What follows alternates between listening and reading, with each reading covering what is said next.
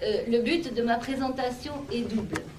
Tout d'abord, je voudrais vous proposer donc une information qui vous permette de mieux situer le Coran dans son contexte historique et de mieux comprendre aussi comment l'islam en tant que religion s'est construit par rapport à ce texte. Et deuxièmement, vous donner une indication, parce que nous ne pourrons pas aller plus loin, nous avons peu de temps, une indication sur des problèmes qui vous intéressent sans doute davantage, à savoir les rapports du Coran avec le problème du dialogue, de la vision de l'autre, du respect de l'autre et de la non-violence. Parce que tout le monde en a parlé. Ce que j'ai constaté lorsqu'il y a eu de gros problèmes, par exemple comme le 11 septembre, d'un côté, il y avait des gens qui se sont affolés en disant vraiment, voilà, quelque chose de sauvage. Enfin, l'islam représente quelque chose de sauvage, le Coran représente quelque chose de sauvage. D'autres personnes, au contraire, qui ont dit non, ce n'est pas comme ça. Mais en réalité, on n'a pas expliqué pourquoi ce n'est pas comme ça. Donc, je vais essayer de vous donner au moins un élément qui permettra de voir pourquoi ce n'est pas comme ça. Donc tout d'abord, avant de commencer pour éclairer, je dois vous faire un tout petit historique des études sur le Coran, c'est-à-dire comment l'Occident a reçu ce texte depuis très longtemps. Donc ça va être très résumé, quelques petites indications très simples et très résumées. Donc les premiers contacts avec l'Occident ont eu lieu à partir du 7e, 8e siècle, surtout lorsque l'Espagne a été occupée par les Berbères. Donc à ce moment-là, les rapports entre l'Occident et l'islam ont été surtout des rapports de guerre. Chacun se préoccupait de la manière dont il pouvait repousser l'agression de l'autre. Ces rapports de combat et de critique mutuelle, c'est-à-dire où les gens se traitaient de mécréants réciproquement, je parle pour l'Occident, parce qu'en Orient, pendant ce temps-là, les chrétiens avaient des dialogues importants avec les musulmans, discutés sur le plan théologique. Donc, c'est-à-dire jusqu'au XIIe siècle, les chrétiens orientaux écrivaient, faisaient de la polémique, discutaient, se rencontraient avec des musulmans. Quelquefois, c'était très pacifique, quelquefois, il y avait des querelles, mais au moins, il y avait un échange. Et les chrétiens orientaux connaissaient assez bien l'islam, alors que les chrétiens occidentaux, jusqu'au XIIe, ne pouvaient pas le connaître, ne le connaissaient que comme l'ennemi qu'il fallait repousser. La première tentative pour comprendre, pour connaître le Coran, s'est produite justement au XIIe siècle en France.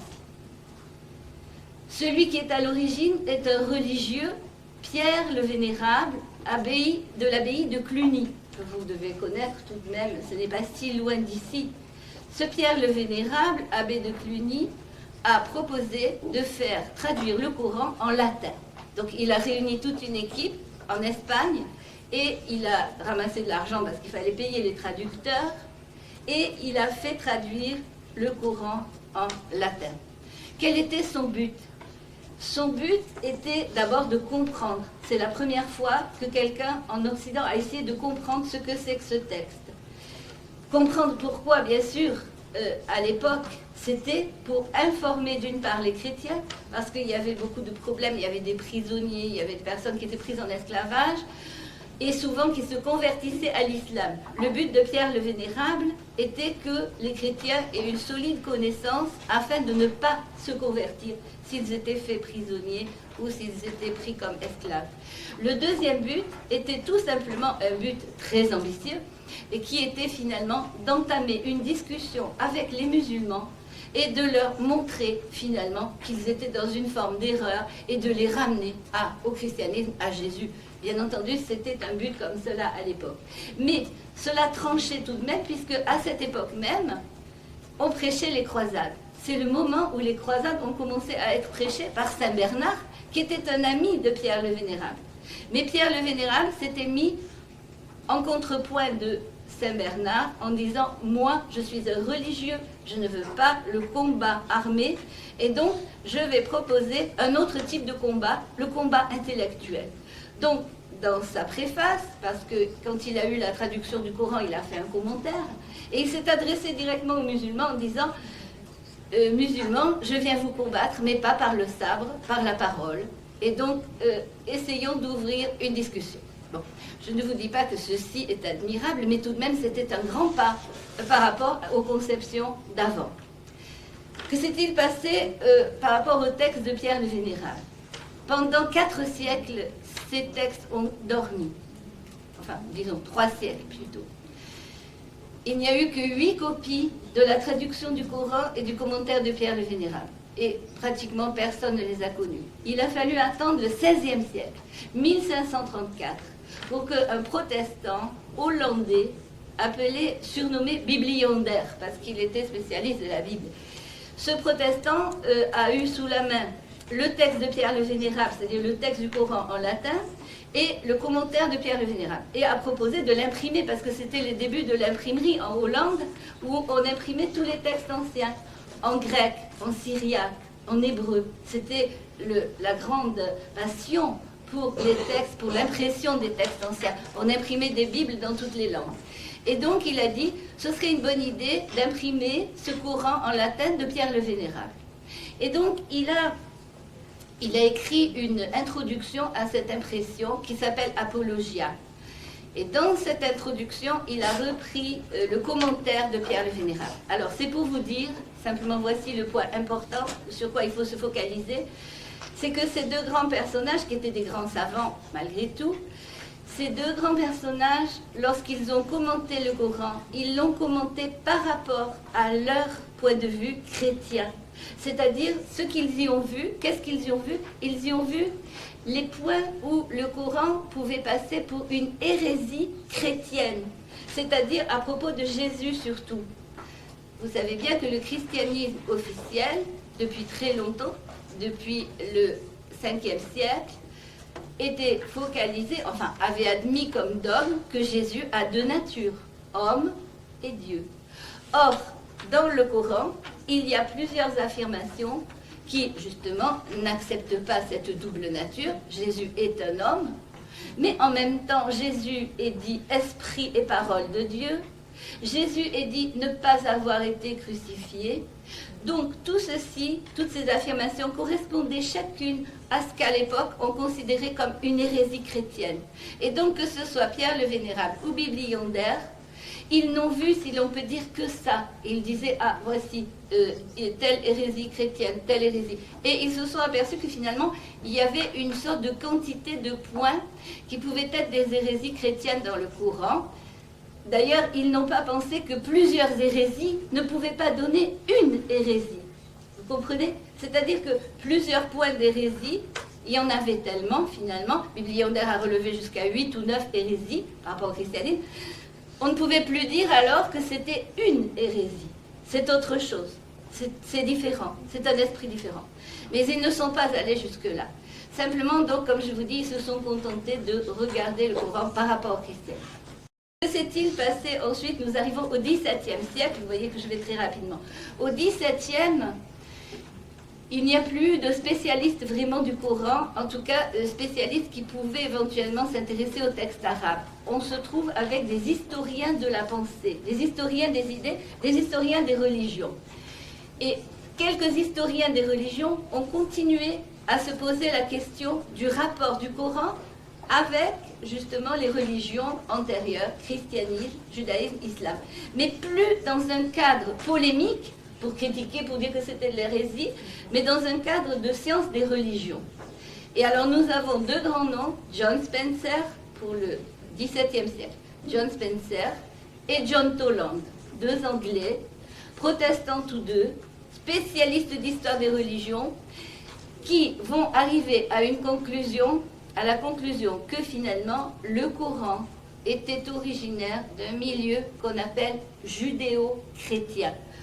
Pas judéo-chrétien au sens où on l'entend maintenant au XXIe siècle. Judéo-chrétien, quand on parle de judéo-chrétien maintenant, ça veut dire une culture judéo-chrétienne, c'est-à-dire dominée par les juifs et les chrétiens. Ce n'est pas ça.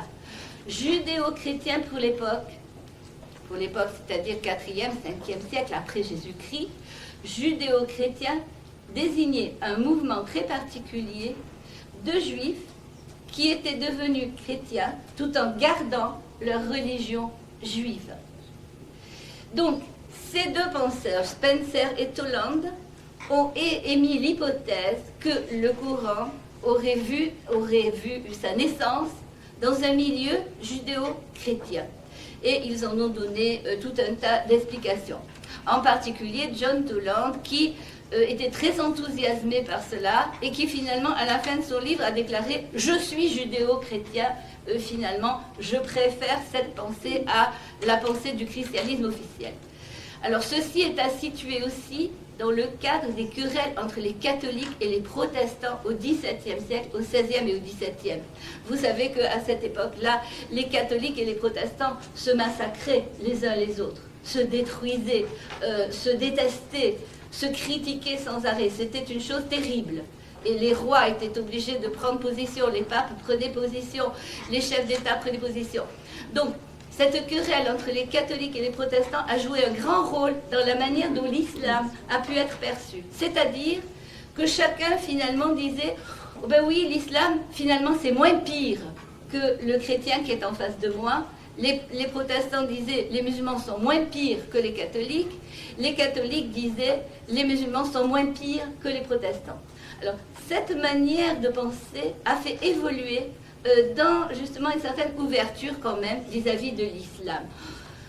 Certains disaient je préférerais aller vivre en pays musulman plutôt que de vivre en pays catholique. Je préférerais vivre en pays musulman plutôt que de vivre en pays protestant. Donc il y a eu une sorte d'ouverture petit à petit. D'autant plus qu'à la fin du XVIIe, des relations avec la Turquie, qui était le grand ennemi potentiel, des relations commerciales, économiques et politiques avec la Turquie se sont ouvertes. Et donc, il y a eu une forme d'ouverture. Cette ouverture a donné quoi? Elle a donné naissance à l'orientalisme moderne. Donc, l'orientalisme moderne, on peut dire qu'il est né à la fin du XVIIe, avec un religieux italien qui s'appelait Maracci.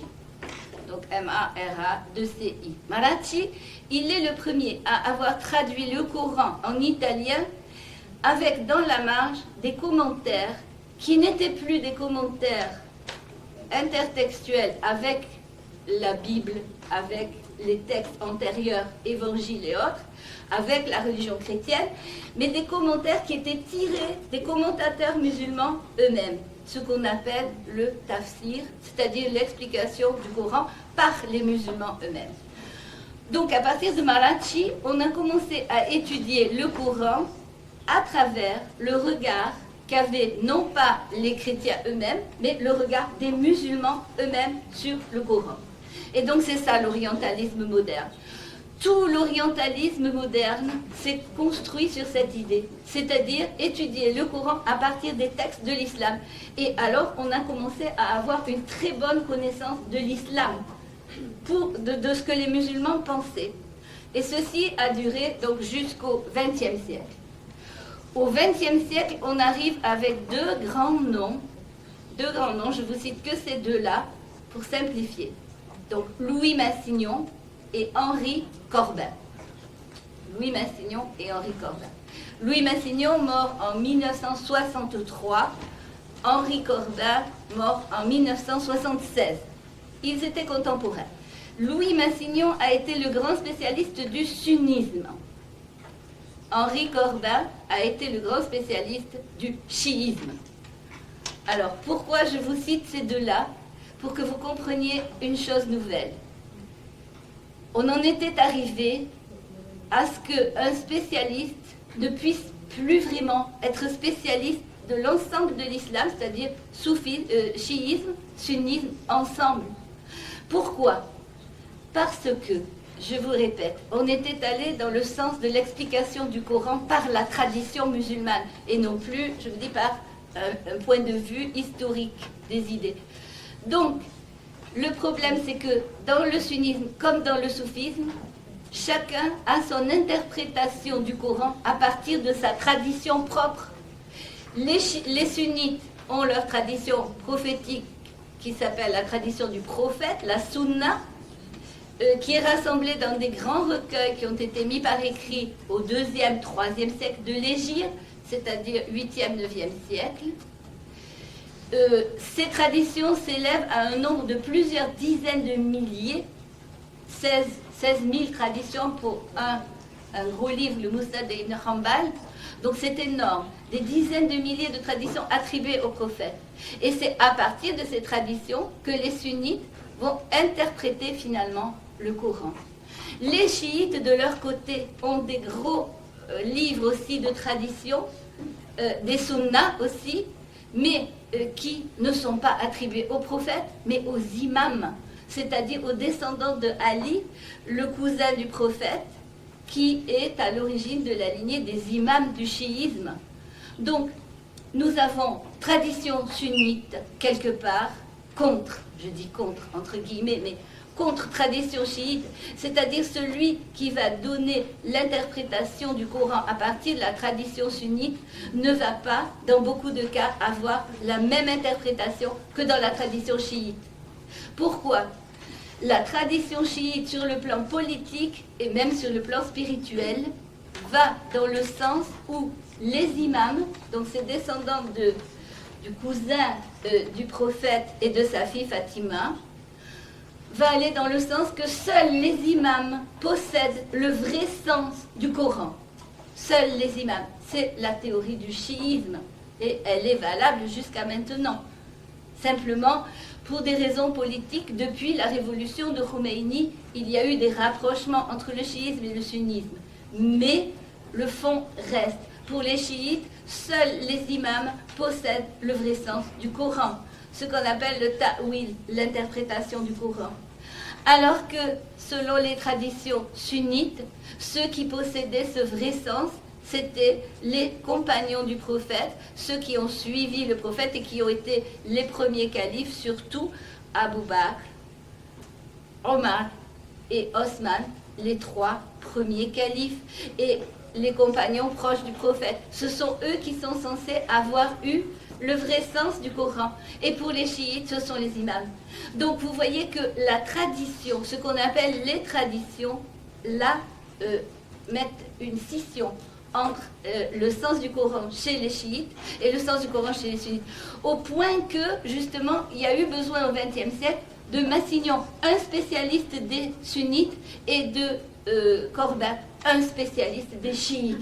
Parce que il y aurait eu une trop grosse opposition intérieure pour pouvoir travailler avec conviction sur les deux branches en même temps. Trop de contradictions absolues. Pourquoi? Je répète, parce que le Coran était interprété à partir de la tradition. Donc, vous vous souvenez que jusqu'à Bibli Yonder, le Coran était interprété pas du tout à partir des traditions, mais à partir donc d'une histoire de la pensée basée sur le christianisme. Alors, qu'est-ce qui s'est passé pendant 3 siècles, du XVIIe jusqu'au début du XXIe? La tradition orientaliste a étudié donc le Coran à partir de ce que les musulmans en ont dit, à partir de leur tradition. Alors qu'est-ce qu'on a acquis? On a acquis une excellente connaissance de l'islam. Mais est-ce qu'on a acquis une excellente connaissance du Coran? Peut-être pas. Peut-être pas, parce qu'on a complètement alors laissé tomber tout l'aspect contextuel et intertextuel entre textes juifs, chrétiens, c'est-à-dire en clair entre la Bible. On a laissé tomber totalement l'étude des rapports entre la Bible et le Coran, entre les textes de l'époque et le Coran. On a laissé tomber ça pour ne plus dire que ce que les musulmans en ont dit. Donc, on a gagné 3 siècles de connaissance de l'islam, mais on a peut-être perdu 3 siècles de connaissance, de réflexion sur le Coran d'un point de vue contextuel. Est-ce que c'est bien clair? Avant que je passe à 2 petits exemples, et c'est tout, je ne vous bourrerai pas plus le crâne. C'est bien clair pour tout le monde? Juste, oui. Vu que je suis en train de prendre des notes sur ce que vous êtes en train de dire, Geneviève, j'ai pas réussi à relever le nom de la personne qui avait fait réémerger les travaux de Pierre le Vénérable. Bibli Yonder. Ça s'écrit comment? B-I-B-L-I-A-N-D-E-R. B-L-I-A-N-D-E-R. C'est hollandais, protestant. D'accord. Bien. Donc, je vais passer à la deuxième partie de cet exposé. La deuxième partie de cet exposé, c'est que nous arrivons donc au XXIe siècle, c'est-à-dire aujourd'hui.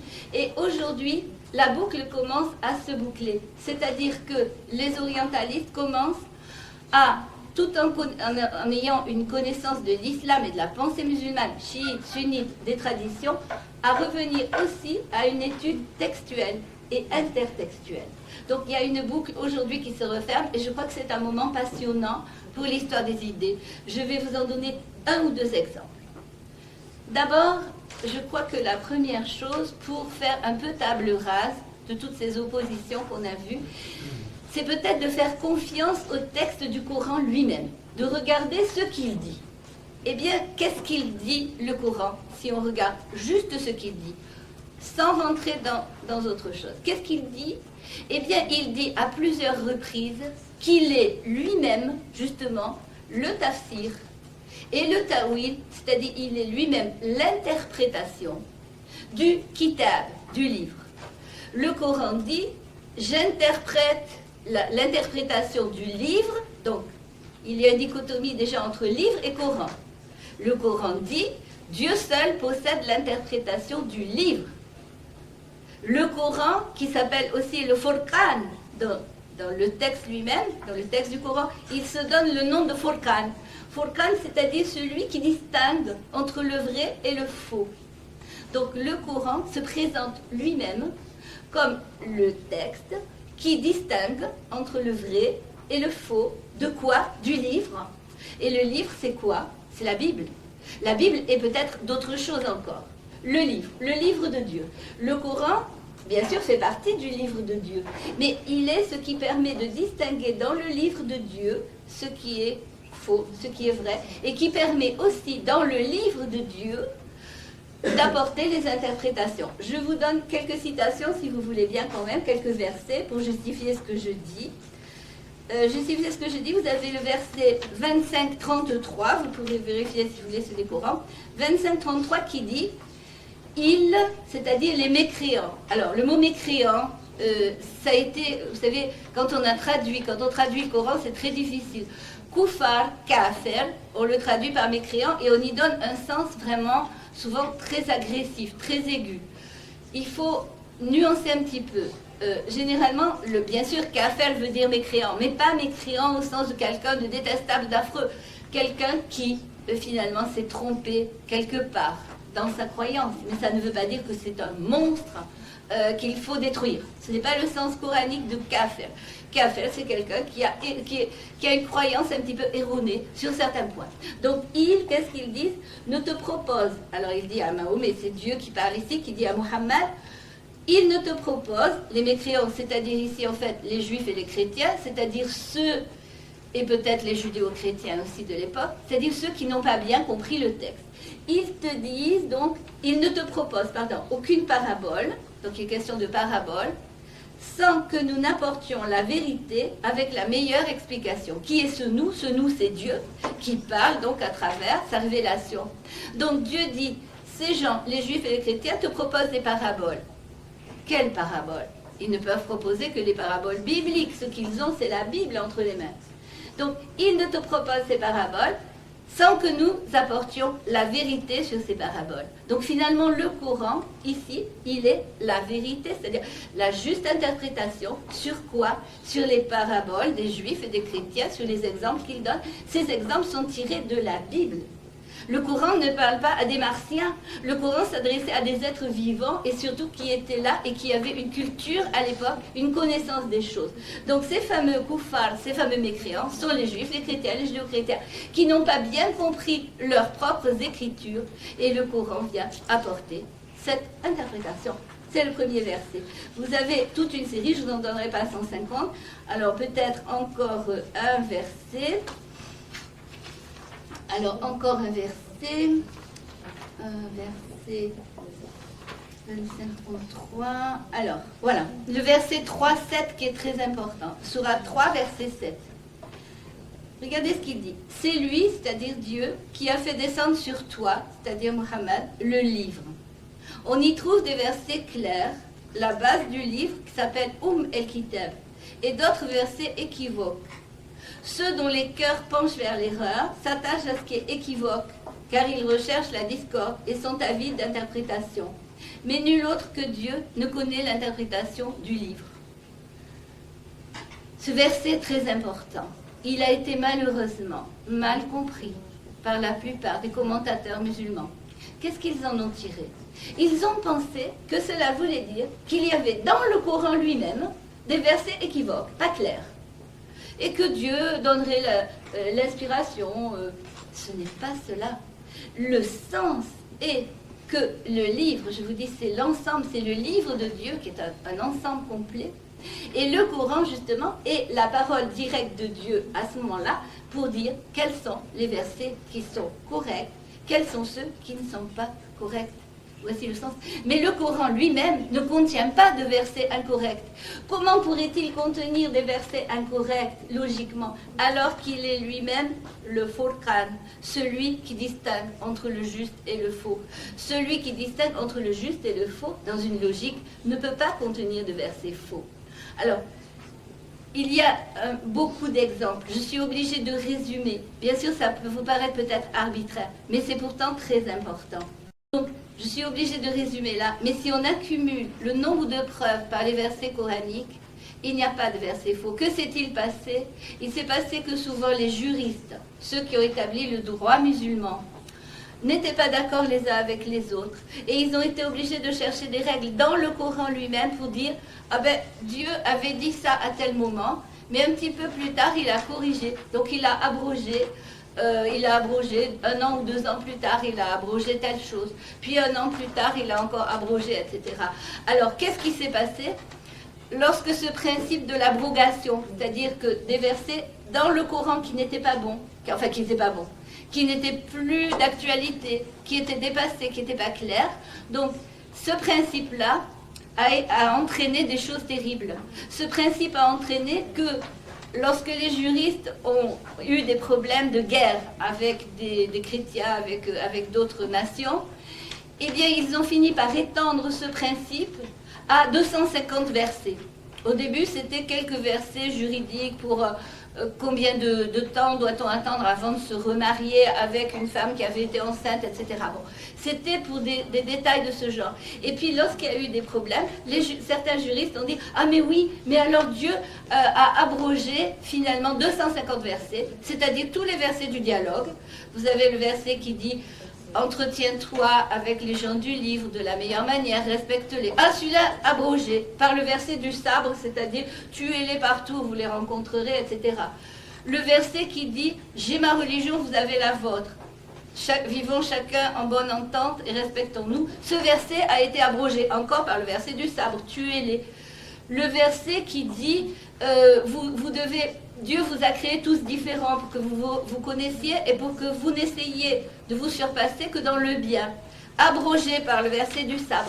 Donc nous sommes arrivés à partir vers le IIIe siècle, à une situation où tous les versets du dialogue, tous les versets du respect de l'autre, tous les versets de la non-violence ont été dits abrogés par des juristes et par des gens qui avaient besoin de justification pour faire la guerre et aussi pour dominer totalement les autres.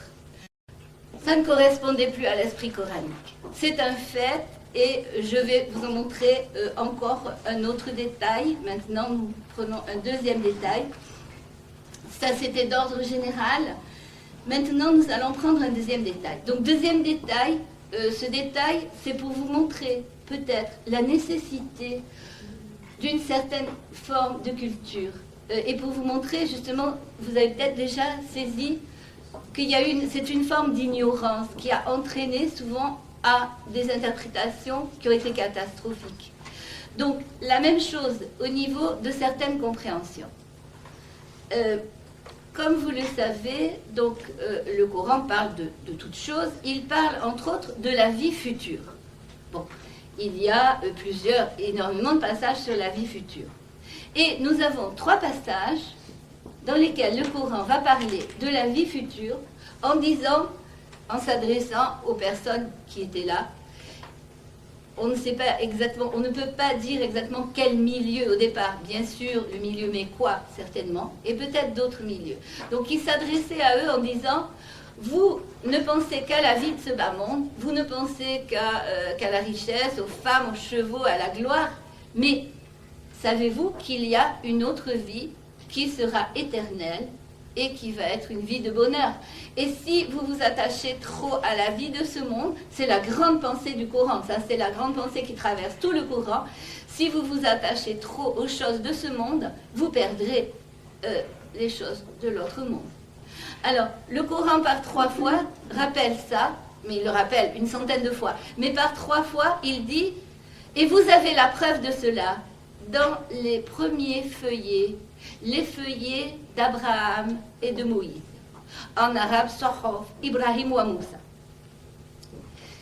Sohof, Ibrahim wa Moussa, Sohof el-Oula. Jamais, si vous voulez, personne jusqu'à présent ne s'était demandé est-ce que ces feuillets existaient ou n'existaient pas. Qu'est-ce que c'est que ces feuillets? Certaines personnes ont dit c'est la Bible. Ben, c'est la Bible, c'est possible. Mais montrez-nous dans la Bible un passage où la vie éternelle est promise. Dommage, il n'y en a pas. C'est le grand problème d'ailleurs de la Torah. Il n'y a pas de passage de la Torah, et ça a été un grand problème historique pour la pensée judaïque. Il n'y a pas vraiment de passage de la Torah qui parle de la vie éternelle. Donc, ce n'est pas la Bible. Ces feuillets d'Abraham et de Moïse ne sont pas la Bible. Va-t-on en conclure que ce sont des textes qui n'existaient pas? Est-ce que le Coran pouvait parler à des gens de choses qui n'existent pas? Je répète, ce ne sont pas des martiens, le Coran n'est pas martien, les gens qui étaient en face n'étaient pas non plus, ce sont des terriens. Donc, il leur parlait, il leur donnait des indications de quelque chose qui existe.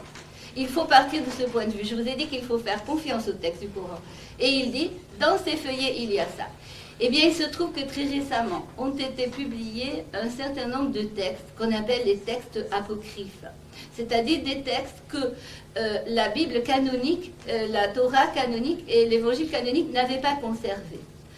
Eh bien, parmi ces textes canoniques, il se trouve par hasard que j'ai trouvé 2 testaments. Un testament s'appelle le testament de Moïse et l'autre s'appelle le testament d'Abraham. Et dans les deux, qu'est-ce qu'il y a? Eh bien, dans les deux récits sont presque semblables. C'est le récit de la mort de Moïse et le récit de la mort d'Abraham. Ce sont des textes qui datent du IIe siècle, entre le premier avant Jésus-Christ et le deuxième après Jésus-Christ. Qu'est-ce qu'il y a dans les deux? La mort de Moïse, la mort d'Abraham. Ni Moïse ni Abraham ne voulaient mourir dans les 2 textes. Et Dieu leur envoie l'ange de la mort pour dire, écoute, maintenant c'est le moment, ils sont très vieux et tout, Dieu les a laissés vivre au maximum. Et bon, il faut qu'ils s'en aillent, il faut qu'ils veuillent justement quitter ce monde pour aller vers l'autre monde. Et donc l'ange arrive et ni l'un ni l'autre n'a envie. Abraham, bon, sa femme s'accroche, son fils, enfin, personne ne veut qu'il s'en aille. Ça dure, l'ange fait tout ce qu'il peut. Et puis finalement, il dit à Dieu, est-ce que je peux lui donner le vrai argument? Dieu lui dit, oui, donne-lui le vrai argument. Et il lui dit, Abraham, si tu acceptes de te séparer de ce monde, tu vas aller dans une autre vie bien plus heureuse et qui va durer toujours. Et à ce moment-là, Abraham dit, mais bien sûr, allons-y. Même chose dans le testament de Moïse, l'ange vient dire, Moïse, détache-toi de cette vie, et etc. La même chose, tu iras dormir avec tes pères dans un lieu où le bonheur va durer toujours.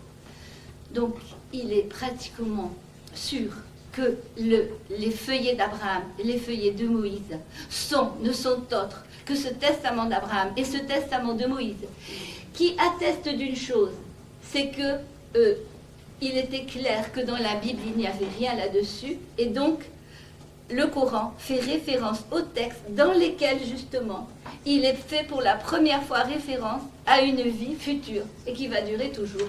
Ce sont ces 2 testaments qui sont des testaments de type apocalyptique et qui n'avaient pas été intégrés au canon de la Bible. Donc, le Coran considère comme texte révélé, justement, et le dit très clairement, je considère comme révélation des choses que vous, lorsqu'il s'adresse aux Juifs et aux chrétiens, moi je considère comme révélés des textes que vous n'avez pas considérés comme révélés. En revanche, certaines choses que vous avez dites, je les conteste. Et le Coran le dit clairement. Dans un verset, il dit ça. Il dit, je mets à jour beaucoup de choses que vous cachez. Cacher, le mot apocryphe veut dire cacher, justement. Donc je mets à jour beaucoup de textes que vous cachez. Ce sont quelques-uns de ces textes apocryphes. Je conteste certains de vos textes. Et voilà, nous avons ici la pensée du Coran ancrée dans son histoire. Et nous comprenons qu'il s'adressait vraiment à des gens vivants et qui avaient des textes. Il ne parle pas en l'air. Un dernier exemple, je pense que... Oui, j'ai encore... Oh, oui. Alors, donc un dernier exemple qui est encore, à mon avis, beaucoup plus important. Est-ce que jusque-là, ça va? Vous avez bien suivi? Donc, un dernier exemple qui est encore plus important. Alors, la question se pose, je vous ai dit, la question se pose de la correction, puisque le Coran, on a dit, les Furqan, il vient distinguer ce qui est juste de ce qui n'est pas juste. Comment est-ce qu'il distingue ce qui est juste de ce qui n'est pas juste? Et comment s'y prend-il et de quoi parle-t-il? Parce que, comme je vous l'ai dit, depuis des siècles et des siècles, on enseigne, les orientalistes enseignent en disant le Coran est venu compléter, le Coran est venu confirmer, le Coran est venu corriger la révélation antérieure. Tout le monde est d'accord là-dessus. Mais personne n'a dit quel verset a été confirmé, vraiment. Qu'est-ce qui a été confirmé? Qu'est-ce qui a été refusé? Qu'est-ce qui a été corrigé? Je viens de vous donner l'exemple d'un texte qui est confirmé. C'est-à-dire, il est en même temps confirmé et confirmation. Ces feuillets d'Abraham et de Moïse, ils sont en même temps confirmés par le Coran, puisque le Coran dit « Allez voir dans les feuillets d'Abraham et de Moïse si ce n'est pas vrai qu'il y a une vie après la mort. » Donc, les feuillets d'Abraham et de Moïse servent de confirmation et en même temps, ils sont confirmés par le Coran, puisque le Coran les cite comme une révélation. Donc là, nous avons un exemple très clair de passage des écritures antérieures, écriture avec un grand E, des écritures antérieures qui sont confirmées par le Coran et en même temps confirmation. Maintenant, nous allons parler d'un problème un peu plus complexe, mais encore plus intéressant à mon avis parce qu'il touche des problèmes éthiques. C'est le problème des corrections. Qu'est-ce que le Coran corrige dans les écritures antérieures? Est-ce que l'on peut citer des passages où on va dire, tiens, le Coran va corriger ceci ou cela? Eh bien, oui, il y a un certain nombre de passages dans lesquels le Coran corrige. Le problème qui est important, c'est de savoir au nom de quel principe il corrige. Il corrige au nom de quelque chose. Il corrige au nom d'un principe. Alors, le problème est de savoir quel principe. Alors, pour arriver à trouver quel principe, il faut toujours encore faire confiance au Coran. Qu'est-ce qu'il dit, le Coran? Le Coran n'arrête pas de dire aussi « Je suis le discours le plus clair qui existe dans le monde. Aucun discours n'est plus clair que moi. J'ai la clarté absolue. » Puisqu'il a la clarté absolue, il faut en conclure toujours pareil, que pour les gens, au moins, à qui il s'adressait, son discours était totalement clair. Peut-être que pour nous, il ne l'est plus. Et comme je vous l'ai dit, souvent, il ne l'est plus parce qu'il a été mal compris. Mais pour les gens du début, il était absolument clair. On lui fait confiance. Donc, pour les gens au début qui recevaient cette parole, ces gens-là devaient nécessairement savoir en vertu de quel principe ils corrigent les textes antérieurs. S'ils ne le savaient pas, alors le Coran n'est pas clair. Or, il dit qu'il est clair, donc il doit être clair. S'il est clair, les gens à qui il s'adressait devaient connaître les principes théologiques, nous arrivons à notre titre, les principes théologiques en fonction desquels il corrige les textes antérieurs. Alors nous, maintenant, au XXIe siècle, on n'est plus avec ces gens, malheureusement. Donc on doit se demander où on va les trouver, ces principes. Le problème, c'est que ces principes, on ne les trouve pas, justement, exposés de manière rationnelle et totalement logique et complète dans le Coran. Je vous donne un exemple. Quand je parle de principes, je veux dire, si je dis « Pourquoi corrigez-vous tel texte ?» La réponse serait « Je corrige tel texte parce que j'ai pour principe, par exemple, que tel type d'action n'est pas acceptable. Donc, ce type d'action n'étant pas acceptable, je vais corriger le texte qui parle de ce type d'action. Par exemple, le mensonge, je n'accepte pas le mensonge. Donc, en fonction de ce principe que je n'accepte pas le mensonge, si je vois parler d'un mensonge dans ce texte, je vais le corriger. Voilà l'exemple, si vous voulez, d'un principe. Dans le Coran, les principes ne sont pas exposés de cette manière. Il y a des clins d'œil à ces principes. Pourquoi des clins d'œil? Je répète, parce qu'il est certain que le public qui l'entendait, lui, les connaissait. Donc nous sommes autorisés à nous dire où trouver ces principes. Je cherche dans la Bible, dans la Torah, dans l'Évangile, dans l'Ancien Testament, je ne trouve pas de principe de ce genre. Je ne trouve aucun principe. Donc, je cherche dans un autre milieu dont je vous ai parlé tout à l'heure, et que les gens depuis Pierre le Vénérable et surtout Biblion, Derek John Toland, etc., avaient saisi intuitivement, je cherche dans le milieu judéo-chrétien. Alors, juste encore un mot sur ces judéo-chrétiens. Ces judéo-chrétiens donc, qui datent de l'église de Pierre. C'est une église qui est aussi ancienne que l'église chrétienne telle que nous la connaissons, mais simplement c'était l'église de Pierre, de Jacques, des apôtres de Jésus, qui avaient pensé que pour devenir chrétien, il fallait rester juif en même temps. Il faut être ni juif ni chrétien. Il faut être un vrai croyant, mais il faut être en même temps juif et en même temps chrétien. C'était la pensée des judéo-chrétiens. C'est-à-dire, nous sommes à la fois juifs et chrétiens. C'était des gens qui étaient juifs et chrétiens. Ce mouvement a duré justement, précisément, en Orient, jusque vers le 6e, 7e siècle, le moment d'apparition de l'islam. Ces gens-là disaient, nous ne sommes ni juifs ni chrétiens, nous sommes des fidèles de Jésus. Vous avez déjà dans le Coran, cette formule se retrouve, ni juif ni chrétien, Abraham était Hanif, un vrai croyant. Les judéo-chrétiens avaient cette formulation. Alors on est autorisé d'aller voir si par hasard le Coran n'aurait pas été héritier volontairement de cette pensée, quelque chose de cette pensée judéo-chrétienne. Eh bien on regarde. Et qu'est-ce qu'on voit dans un texte judéo-chrétien très connu du IIe siècle, qui a été écrit au IIe siècle, enfin qui circulait au IIe siècle, et qui s'appelle les homélies pseudo-clémentines. Qu'est-ce qu'on voit? Je vous lis ce principe. C'est avec raison qu'allant au-devant des sentiments impies, je ne crois rien de ce qui est contraire à Dieu ou aux justes qui sont mentionnés dans la loi, c'est-à-dire la révélation faite à Moïse. J'en suis persuadée. Adam ne commettait pas de péché. Lui qui fut conçu par les mains de Dieu. Noé ne s'enivrait pas. Lui qui a été trouvé l'homme le plus juste du monde entier. Moïse n'était pas un meurtrier. Et ce n'est pas auprès d'un prêtre des idoles qu'il apprenait à juger. Lui qui a été le prophète de la loi de Dieu pour le monde entier. Qu'est-ce que nous avons dans ce principe judéo-chrétien? Je refuse de croire que Moïse était un assassin. Donc je refuse quoi? Je refuse le passage de la Bible, de la Torah, où il est dit que Moïse a tué un Égyptien, entre autres. Vous connaissez ce passage? Enfin, peut-être. Je refuse que Adam ait été à l'origine d'un péché qui va peser sur l'humanité. Je refuse le péché originel. Le péché originel est refusé dans l'islam, est refusé dans le Coran. Je refuse que Noé ait bu de l'alcool. Noé n'a jamais été désigné dans le Coran comme ayant bu de l'alcool. Moïse n'est pas désigné comme un assassin. Et nous allons voir des exemples. Nous avons ici, semble-t-il, mis le doigt sur le principe en fonction duquel le Coran va corriger les Écritures. Et je vais donc vous en donner un exemple. Alors, pour encore progresser un petit peu et préciser la pensée, je vous lis un autre passage des homélies parce qu'il faut comprendre pourquoi est-ce qu'il y aurait des choses fausses dans les Écritures.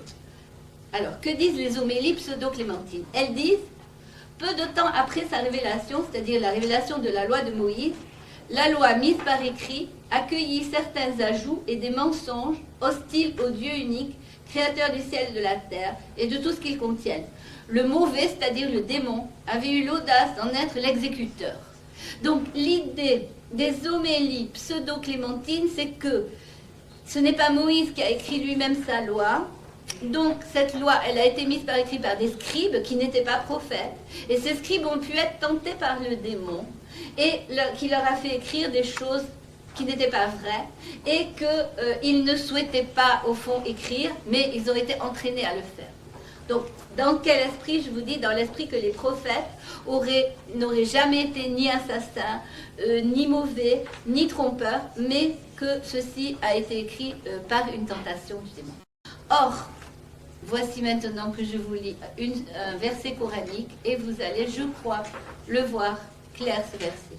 C'est le verset 2 de la sourate 2, verset 102, qui dit « Ils, c'est-à-dire les Juifs, qui ont mis par écrit la révélation, ont approuvé ce que les démons leur racontaient touchant les possessions de Salomon. » Je reprends. Ils, c'est-à-dire les Juifs qui ont mis par écrit la révélation, ont approuvé ce que les démons leur racontaient touchant les possessions de Salomon. Salomon ne fut pas mécréant, mais les démons étaient mécréants. Ce verset a toujours semblé être un mystère absolu. Qu'est-ce que ça veut dire? Salomon n'était pas mécréant, mais les démons étaient mécréants. Les Juifs ont cru ce que les démons leur ont dit. Malheureusement, les commentateurs du Coran n'avaient pas sous les yeux ce principe judéo-chrétien. Donc, qu'est-ce qu'ils ont pensé? Certains ont dit c'est parce que Salomon dominait les démons. Alors, les démons ont fait du mal, mais c'est pas lui qui a fait. C'est pas très clair. Il y a surtout le passage qui dit Salomon ne fut pas mécréant, c'est-à-dire il n'a pas abandonné Dieu, mais les démons sont mécréants. Alors, si on se dit, il se peut que là nous ayons une correction de la Bible. Alors, on va voir le passage de la Bible qui parle de Salomon. Ce passage de la Bible qui parle de Salomon, c'est le premier livre des rois. Un roi, premier livre des rois. Premier livre des rois, qu'est-ce qu'il dit ce premier livre des rois? Si vous le regardez de près, ce premier livre des rois va nous parler d'abord des possessions de Salomon. En arabe, Mulk Salomon. Mulk Suleiman. C'est ce qui est dit dans le Coran. Les Juifs ont approuvé ce que les démons leur racontaient touchant les possessions de Salomon. Qu'est-ce que c'est que les possessions de Salomon selon la Bible? Qu'est-ce que ces rois possédaient? Ils possédaient des chevaux, c'était essentiel, les chevaux. Ils possédaient de l'or, des richesses et des femmes. Alors, à tel point que plusieurs passages de la Bible, et en particulier le Deutéronome, qui est la loi de Moïse, disaient qu'il y avait une loi pour le roi. La loi du roi, selon le Deutéronome, c'est-à-dire la loi de Moïse, c'est que le roi ne doit pas posséder trop de chevaux, trop d'or et trop de femmes. C'est la loi qui s'appelle la loi du roi dans le Deutéronome. Et si je regarde un roi, donc le livre des rois, je vois que Salomon a fait tout le contraire de la loi du roi. Il a eu des milliers de cavales, des milliers de chevaux, des chars, de l'or et des milliers de femmes. En tout cas, des centaines de femmes. Alors on se dit, tiens, Salomon, qui était le plus grand roi des Juifs, n'avait pas suivi la loi du roi, c'est-à-dire la loi du roi que le Deutéronome, la loi de Moïse, avait apportée. Est-ce qu'on est les premiers à se rendre compte de ça? Non. Les rabbins, depuis le 1er, 2e siècle après Jésus-Christ, les rabbins avaient bien vu que ça n'allait pas. Et les rabbins avaient dit, oui, c'est quand même curieux, Salomon, le plus grand des rois juifs, n'a pas suivi la loi du roi. Et les rabbins l'avaient remarqué. Mais, qu'est-ce qu'ils avaient dit les rabbins? Ils avaient dit, oui, mais Salomon, à un moment, s'est repenti. C'est-à-dire qu'il lui est arrivé des tas de malheurs, et il a fini par se repentir et par ne plus garder ses chevaux et ses femmes. Il ne les a plus gardés. Donc les rabbins, si vous regardez la tradition qu'on appelle la tradition rabbinique, avaient déjà remarqué ça depuis le 2e, 3e siècle. Eh bien, on trouve alors dans le Coran un autre passage sur Salomon, justement à propos des chevaux. Un autre passage donc qui est dans la sourate 38, versets 30 à 40. Qu'est-ce qu'elle dit, cette sourate? Elle dit, quand un soir on présenta les nobles cavales, c'est-à-dire les chevaux de Salomon, il dit, j'ai préféré ce bien à la mention de mon Seigneur, jusqu'à ce que ces chevaux aient disparu derrière un voile. Ramenez-les-moi. Il se mit alors à leur trancher les jarrets et le cou. Oui, nous avons éprouvé Salomon en plaçant un corps sur son trône, mais il se repentit ensuite. Ça, c'est le passage coranique. C'est pareil, tout le monde s'est dit, qu'est-ce que c'est que ça? Qu'est-ce que c'est que cette histoire? En fait, si on regarde dans les traditions des rabbins juifs, ce récit, plus ou moins figure, c'est un récit où un diable a pris le dessus sur Salomon, c'est le démon Asmodée, s'est installé lui-même sur son trône en prenant sa forme, et que Salomon s'est trouvé comme un pauvre mendiant perdu. Donc le Coran ici fait allusion à cette tradition-là en disant oui c'est vrai, Salomon à propos des chevaux, eh bien il s'est repenti et il a même tranché la gorge de ses chevaux. Mais donc cette idée, elle avait déjà fait son chemin dans la tradition rabbinique juive. Pour ce qui est maintenant de l'incroyance de Salomon, je vous ai lu le passage, donc Salomon ne fut pas mécréant, mais les démons sont mécréants. Eh bien, si vous regardez dans un roi, donc voilà ce qui est dit à propos de la mécréance de Salomon ici dans la Bible. Quand Salomon, au comble de la richesse et de la postérité, pardon, non, c'est pas ça, excusez-moi. Est-ce que c'est à propos des femmes? Ah non. Oui, pardon, 1 Roi 11-14. Quand Salomon fut vieux, ça je vous lis la Bible, hein. Quand Salomon fut vieux, ses femmes détournèrent son cœur vers d'autres dieux, et son cœur ne fut plus tout entier à Yahweh, son Dieu, comme avait été celui de son père David. Salomon suivit Astarté, la divinité des Sidoniens, et Milcom, l'abomination des Ammonites. Il fait ce qui déplaît à Yahweh, et il lui obéit pas parfaitement comme son père David. C'est alors que Salomon construisit un sanctuaire à Kémosh, l'abomination de Moab, sur la montagne de l'Orient de Jérusalem, et à Milcom, l'abomination des Ammonites. Il en fit autant pour toutes ces femmes étrangères qui offraient de l'encens et des sacrifices à leurs dieux. Donc Salomon est décrit dans 1 Roi comme un incroyant, un mécréant. Il a abandonné le culte de Yahweh et il est allé vers le culte des cultes divers. Le Coran n'accepte pas que ceci soit dit de Salomon. Pourquoi? Selon la Bible, Salomon n'est pas un prophète, il n'est qu'un roi. Donc qu'il ait commis cette erreur est grave, mais il n'est qu'un roi. Pour le Coran, Salomon est un prophète. Selon le principe que je vous ai lu tout à l'heure, judéo-chrétien, les prophètes ne peuvent pas faire des choses pareilles. Donc, qu'est-ce que le Coran propose? Il dit, Salomon ne fut pas mécréant. Donc, ce verset de 1 Roi, erreur, dicté par les démons sont mécréants. C'est eux qui ont dicté ce verset aux scribes juifs. Ce verset est faux. C'est ceci, la correction coranique.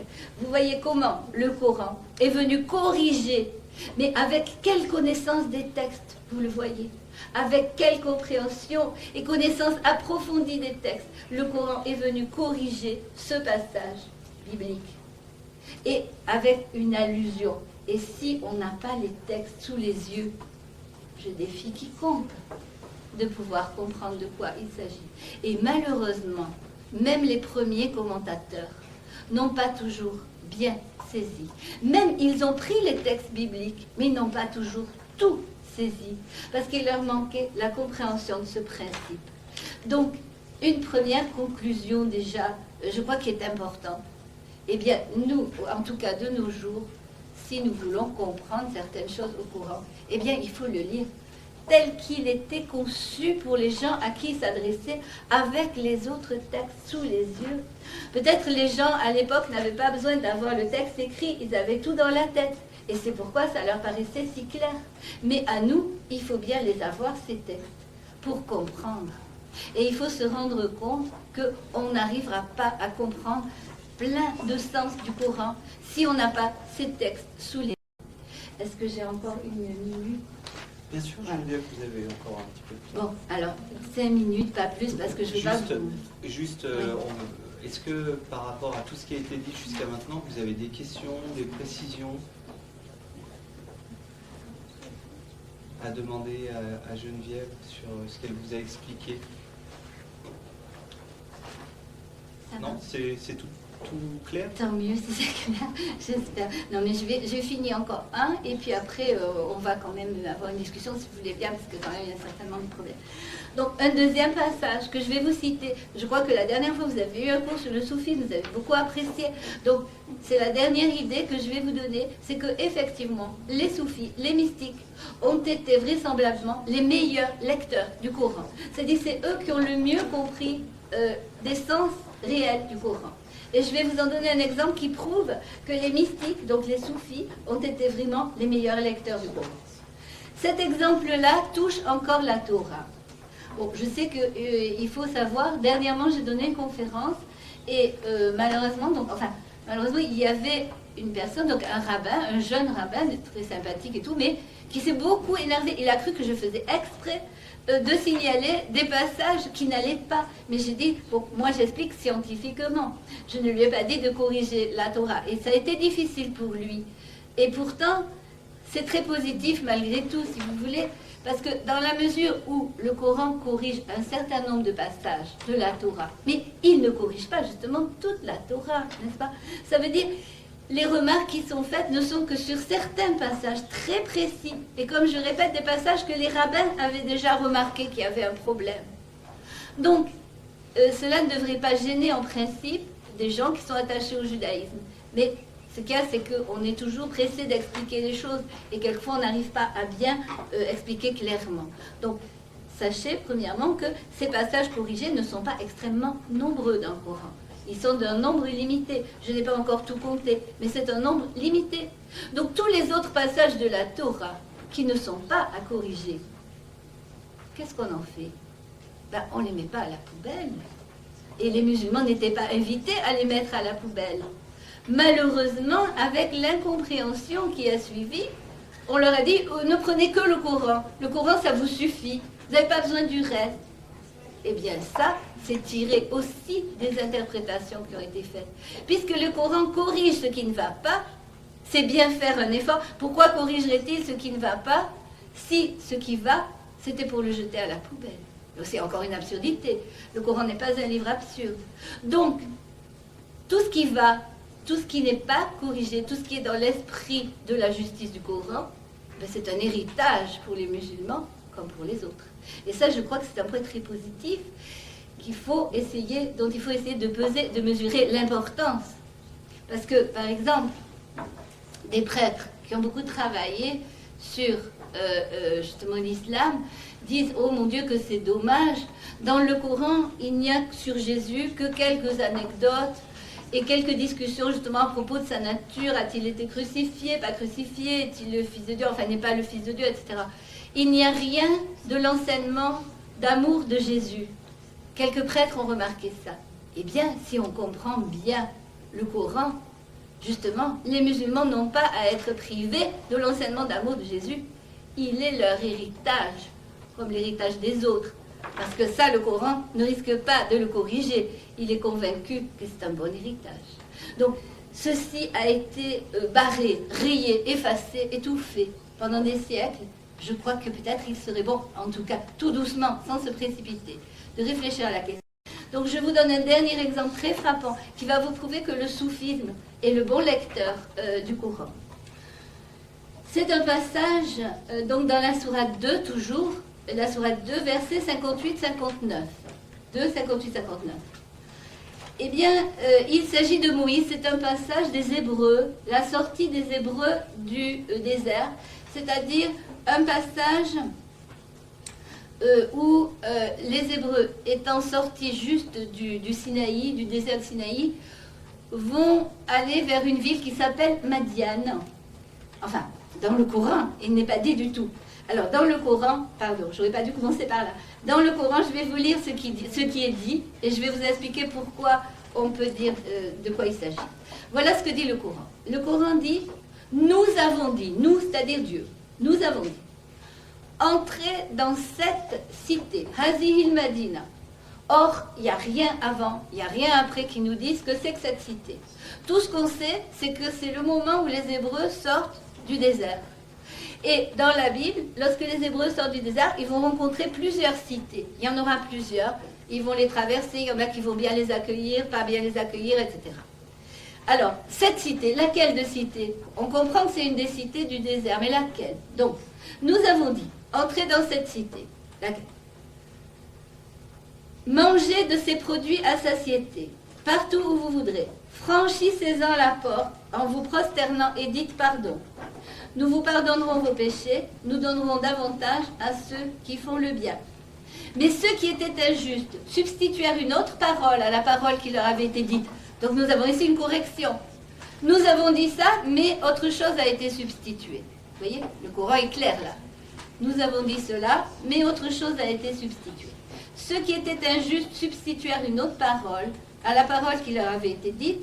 Nous avons fait tomber du ciel un courroux pour les injustes, pour prix de leur perversité. Suite, mangez et buvez des biens que Dieu vous a accordés, n'usez pas de violence sur la terre en la corrompant. Alors on se dit, tiens, qu'est-ce que c'est que cette cité?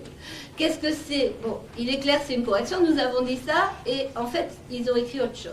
Bon, nous avons compris le système, qu'il y a eu des scribes qui ont été trompés par les démons.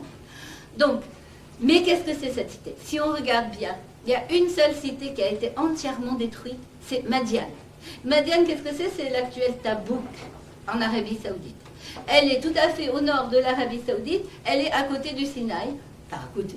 à quelques centaines de kilomètres, pas très loin, du Sinaï, et c'est la seule cité qui, selon la Torah, a été entièrement détruite, les femmes et les enfants massacrés, les récoltes brûlées. Or, les Juifs avaient une loi de la guerre. La loi de la guerre des Juifs, qui est d'ailleurs la même que la loi de la guerre ensuite des musulmans, en temps de guerre, ne détruisez pas les récoltes, n'arrachez pas les arbres, ne détruisez pas les villes, ne détruisez pas les biens, ne brûlez pas les maisons, ne tuez ni les vieillards, ni les femmes, ni les enfants. C'est la loi. Si on regarde la Torah, à propos de la ville de Madian, voilà ce qui est dit. Alors Torah, c'est dans Nombres, le livre des Nombres, 31, 1, 20. Il est dit, ils, les soldats d'Israël, firent campagne contre Madian, comme Yahvé l'avait ordonné à Moïse, et tuèrent tous les hommes. Les Israélites emmenèrent captives les femmes des Madianites avec leurs petits-enfants. Ils rasillèrent tout le bétail, tous les troupeaux et tous leurs biens. Ils mirent le feu aux villes qu'ils habitaient ainsi qu'à tous leurs campements. Puis prenant tout leur butin, tout ce qu'ils avaient capturé, bêtes et gens, ils emmenèrent captifs, prises et butin à Moïse et à Éléazar. Moïse s'emporta contre les commandants des forces, chefs des milliers, qui revenaient de cette expédition guerrière. Il leur dit, « Pourquoi avez-vous laissé la vie à toutes ces femmes? Ce sont elles qui, par les conseils de Balaam, ont été pour les Israélites une cause d'infidélité. Tuez donc tous les enfants mâles, tuez aussi toutes les femmes qui ont connu un homme. Ne laissez vivre qu'aux petites filles qui n'ont pas partagé la couche d'un homme, et qu'elles soient à vous. » Donc, Moïse se comporte ici de la manière la plus violente et la plus sauvage qu'on puisse imaginer, en enfreignant encore la loi de la guerre d'Israël. Les rabbins ne se sont pas trompés et ont dit, tiens, comment se fait-il que là, Moïse n'est pas respecté? Voilà ce que disent les rabbins, 2e, 3e, 4e siècle. On ne sait pas exactement, mais avant en tout cas l'islam. Les rabbins disaient, jusqu'alors Israël avait le devoir de ne combattre une ville des païens que si elle refusait la paix proposée au préalable. Mais maintenant, il devait procéder immédiatement aux hostilités. Alors qu'auparavant, il avait l'interdiction de détruire les arbres entourant la ville, à présent, il devait détruire sans merci tout ce qui se trouvait sur son chemin. Cette colère de Dieu contre ceux qui avaient conduit Israël au péché était justifiée, car un tentateur qui pousse au péché est pire qu'un assassin, car celui qui en tue un autre le dérobe à ce monde seulement, mais celui qui pousse au péché le dépouille de ce monde et du monde à venir.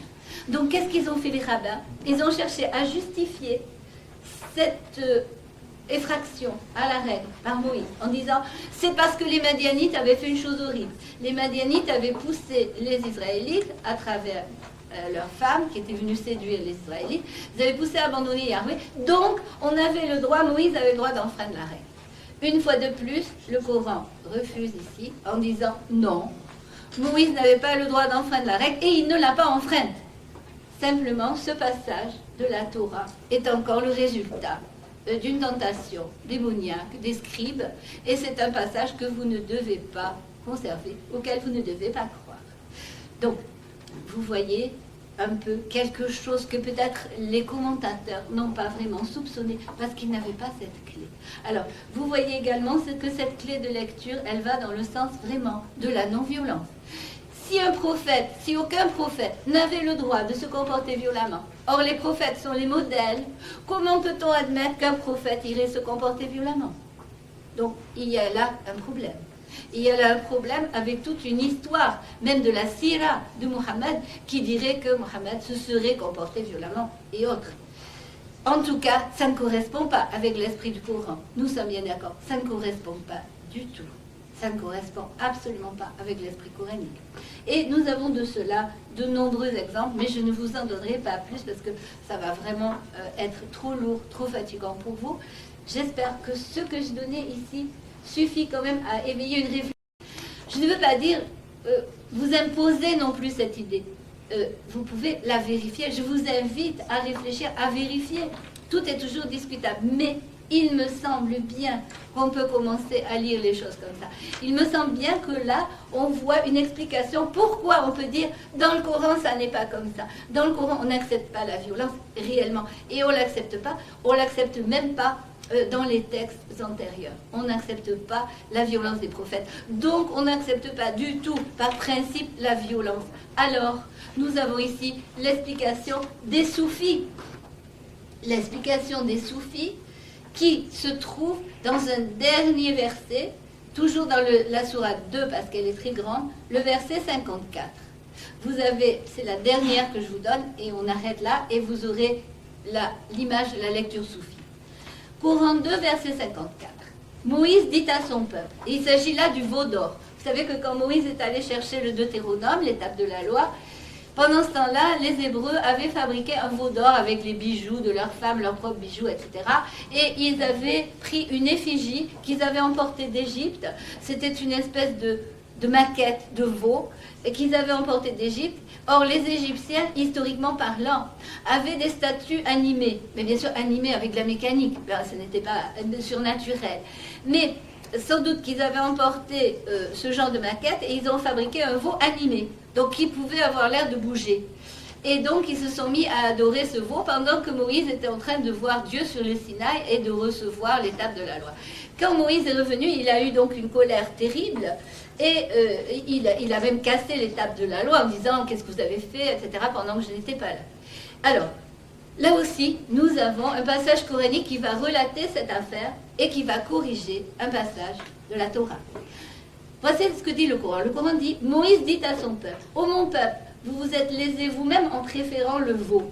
Revenez à votre Créateur et voilà ce qu'il dit en arabe « Uqtulu anfusakum » littéralement, tuez vos moins, vos personnes, tuez vos moins.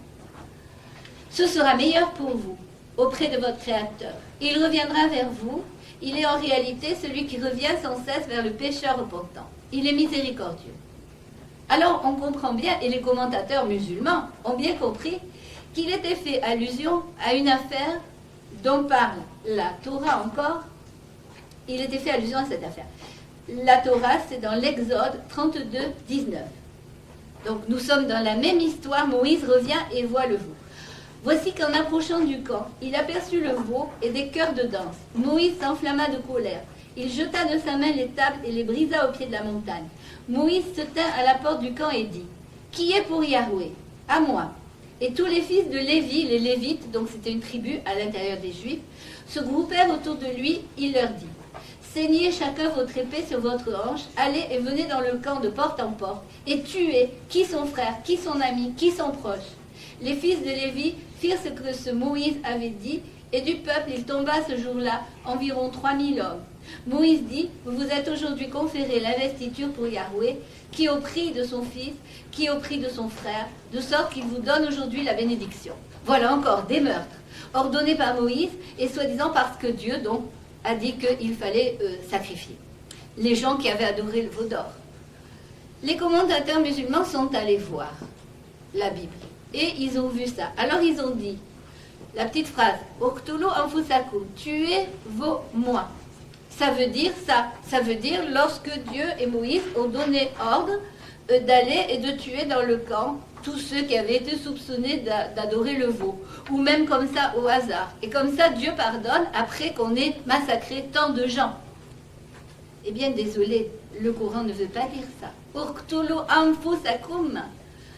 Si il était question de entre-tuez-vous, tuez-vous les uns les autres, ça aurait été taqatalu. Donc un échange de tuerie entre vous, alors ça aurait été ça. Le Coran n'a pas dit taqatalu, tuez-vous les uns les autres. Non. Uqtulu anfusakum. Le seul sens possible de uqtulu anfusakum, c'est suicidez-vous. Est-ce qu'un texte religieux peut donner l'ordre que Dieu dise suicidez-vous, ce sera mieux pour vous. Quand vous vous serez suicidé, Dieu va vous faire miséricorde. Dieu ne fait pas miséricorde à des morts. Dieu ne revient pas vers des morts. Donc, qu'est-ce qu'il nous reste à comprendre? Uqtulu anfusakum. Eh bien, tout simplement ce que les soufis ont compris. Tuez vos âmes égoïstes. Tuez votre moi égoïste. Tuez en vous-même l'égoïsme et la méchanceté. Donc, revenez vers Dieu. Revenez repentant. On ne peut pas revenir repentant si on s'est suicidé. Donc, tuez votre propre égoïsme. Tuez votre moi, votre nafs. Et revenez. Dieu vous fera miséricorde. Donc ici, le Coran corrige une fois de plus la Torah d'une façon très, pas détournée, mais d'une façon très allusive, très très fine. Si on ne fait pas attention au moindre mot, à la moindre lettre, à la moindre phrase, on ne le saisit pas. Et pourtant, voilà. Et les soufis l'ont compris, puisque, si vous avez bien écouté ce que disait ce monsieur la dernière fois, le grand but des soufis, c'est de tuer sa nafs. Il a dû vous le dire. De détruire, en tout cas, tuer, c'est un mot fort, mais c'est le mot employé, détruire son moi égoïste. Donc, les soufis ne cessent de lutter contre le moi égoïste. Qu'est-ce qui leur en a donné, en premier lieu, l'ordre? Eh bien, c'est tout simplement le Coran. Au lieu d'un massacre expiatoire, le Coran propose à chacun de combattre son propre moi égoïste. Et voici pourquoi et comment je suis persuadée que la lecture des soufis donc, était la lecture juste. Donc je vais m'arrêter là. Avec l'idée, je vous dis, je ne veux pas vous imposer totalement toutes ces idées, mais vous les donner à réfléchir. Et que vous pensiez peut-être que justement les traditions, qu'elles soient sunnites ou chiites, étaient souvent occasionnelles pour que les imams aient le pouvoir, pour que justifier le pouvoir. Et elles ont souvent tiré vers elles un sens coranique qui est souvent tourné quand même vers les écritures d'abord. Et tout cela a été souvent gommé. Gommé à la fois par les commentateurs musulmans eux-mêmes, qui petit à petit ont fini par dire « n'ouvrez plus la Bible, n'ouvrez plus les évangiles, ce sont des mauvais livres, etc. » Alors, comment voulez-vous comprendre votre Coran si vous n'avez pas ces livres? Et deuxièmement, gommé par les orientalistes eux-mêmes, comme je vous ai dit, qui, à partir du XVIIe, n'ont plus jamais regardé dans les écritures antérieures et ont voulu tout expliquer à travers les traditions qui sont souvent différentes. Et donc, les traditions qui tiraient vers elles un sens. Parmi ces sens, vous avez la question très grave de la prédestination. Vous savez bien qu'on a toujours dit que le Coran est fataliste, l'islam est fataliste, etc., etc. Eh bien, si on y regarde de près, mais vraiment de près, si on lit bien, le Coran dit simplement que les catastrophes naturelles, c'est-à-dire les tempêtes, les volcans, également les maladies héréditaires, les choses contre lesquelles vous ne pouvez rien, sachez qu'elles sont écrites. Voilà ce que dit le Coran. Il dit, lorsqu'il vous arrive un malheur de ce genre, sachez que vous n'y pouvez rien. C'est écrit. Et le Coran ajoute, je vous le dis pour que vous soyez apaisés. Vous ne pouvez rien faire à ça. Mais, en aucun cas, le Coran ne dit que les actes des êtres humains sont écrits. Ne dit que les actes ont été décidés par Dieu et que les êtres humains n'ont aucune responsabilité. Au contraire, pour tout ce qui dépend des actes humains, le Coran ne cesse de dire que la providence divine est beaucoup plus forte que toute prédestination et que la liberté humaine est avant toute prédestination. Donc le Coran est anti-prédestinationniste, profondément anti-prédestinationniste. Il affirme la liberté d'acte de l'homme et il affirme que la providence divine peut changer le cours des lois même. Simplement, cette prédestination, enfin disons cette écriture des choses, n'est valable que pour les catastrophes. Sur un point, une consolation. Voilà. Et donc, qu'on fait beaucoup de traditions, des traditions donc de la sunna, qui étaient des traditions souvent introduites pour des raisons politiques, ont tiré le sens coranique vers l'idée d'un fatalisme complet, d'une prédestination complète. Pourquoi? Tout simplement, souvent, pour des raisons politiques, pour dire tel souverain, tel calife a été nommé par volonté divine, donc vous n'avez pas à vous opposer à lui, c'est la prédestination. Tout ceci est écrit et il est le chef de droit divin. Et souvent, le sens coranique a été tiré aussi bien pour la prédestination que pour d'autres choses. Donc, je pense qu'il faut peut-être essayer de proposer quelques relectures tout doucement et à partir de ces deux points de vue. Le Coran tourné vers les Écritures qu'il corrige, qu'il confirme et avec lesquels il a un dialogue constant et le Coran avec la tradition dont certains points sont très intéressants et éclairants, mais toute la tradition n'est pas requise pour comprendre vraiment, à mon avis, ce Coran. Voilà, je vous remercie si vous avez quelques questions. J'espère que ce n'est pas trop compliqué.